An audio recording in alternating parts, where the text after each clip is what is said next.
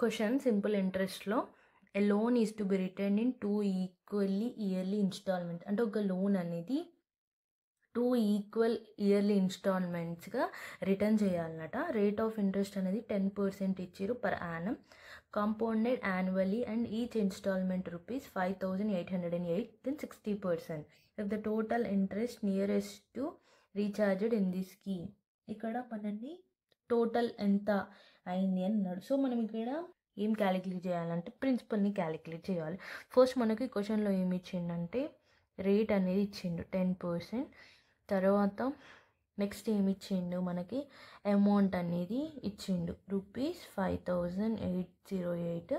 తర్వాత ఇక్కడ 60% ఉంది కదా, అది మనం ఫస్ట్ ఇది క్యాలిక్యులేట్ చేసిన తర్వాత దాన్ని క్యాలిక్యులేట్ చేద్దాం.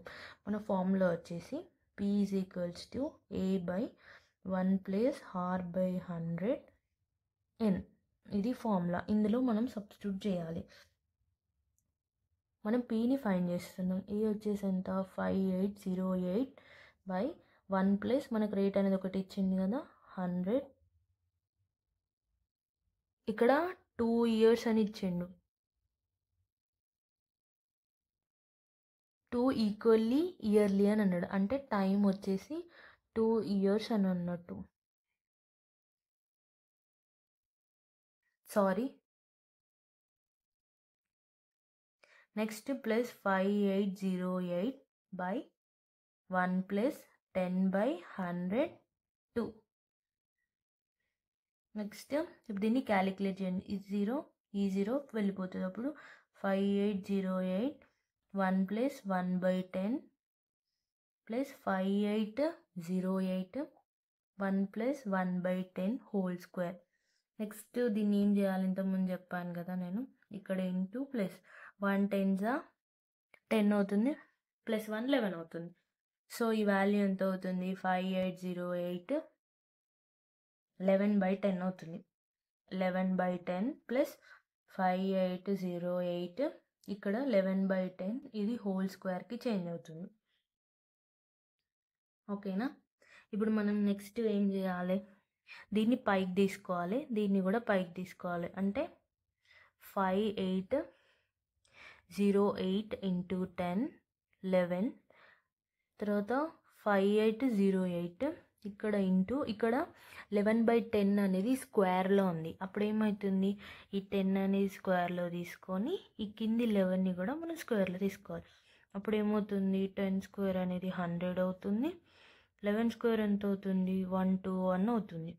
నెక్స్ట్ స్టెప్ వచ్చేసి 5808 10ని ఇది 11గానే పెట్టుకుంటాం. ఇది 5808 ఇక్కడ 100గా, ఇక్కడనేమో 121గా. నేను ఈ స్టెప్స్ ఒక్కొక్కటి ఎందుకు రాస్తున్నానంటే ఎవరికి కూడా ఈ ప్రాబ్లం చేసేటప్పుడు డౌట్ రావద్దు. ఎందుకంటే చిన్న ఏమైనా డౌట్స్ వస్తే మనకు కన్ఫ్యూజ్ అవుతుంది, ఎందుకు ఎలా వచ్చింది అని. ఈ నెంబర్స్ ఉంది, 11 ఎలా వచ్చింది, 11 స్క్వేర్ ఎలా వచ్చింది, 121 ఎలా వచ్చింది, ఎవరికి కన్ఫ్యూజన్ ఉండద్దు అనేసి నేను ఇలా ఒక్కొక్క స్టెప్ చిన్న స్టెప్స్ కూడా విడిచిపెట్టకుండా అన్ని స్టెప్స్ చెప్తున్నాను. మీరు లెంతీ ప్రాసెస్ అని అనుకోకండి, ఎందుకంటే మీ అందరినీ అర్థం అవ్వాలి అనేసి నేను ఇలా స్టెప్ బై స్టెప్ చెప్తున్నాను. నెక్స్ట్ ఏం చేయాలి, దీన్ని డివైడ్ చేయండి.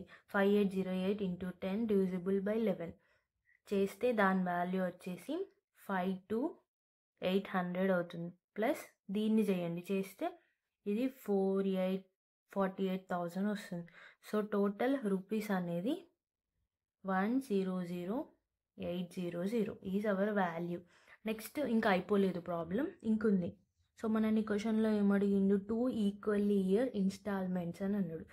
2 ఈక్వల్లీ ఇయర్ ఇన్స్టాల్మెంట్స్ అంటే ఏంటిది, సో ₹2 ఇంటూ మనకు క్వశ్చన్లో ఒకటి ఇచ్చింది కదా అమౌంట్ 5808 మైనస్ ఈ వాల్యూని మైనస్ చేయాలి. అక్కడ క్వశ్చన్లో మనకు 2 ఇయర్స్ అని అడిగిండు కాబట్టి మనం 2 ఇంటూ చేయాలి.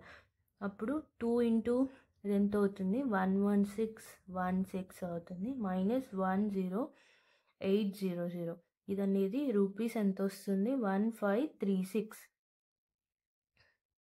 నెక్స్ట్ స్టెప్ ఇంకొకటి ఉంది. ఇంకొక స్టెప్ వచ్చేసి ఏంటిదంటే ఇక్కడ మనకి 60% అని అన్నాడు, అదొకటి అడిగింది కదా 60%. నెక్స్ట్ 5335 6 ఇంటూ 60 అంటే బై 100తోని చేయాలి. చేసేటప్పుడు ఎంత వస్తుంది? ఇది ₹92.6, నియరెస్ట్గా 922. Option C is the correct answer. Thank you for watching. Please subscribe my YouTube channel.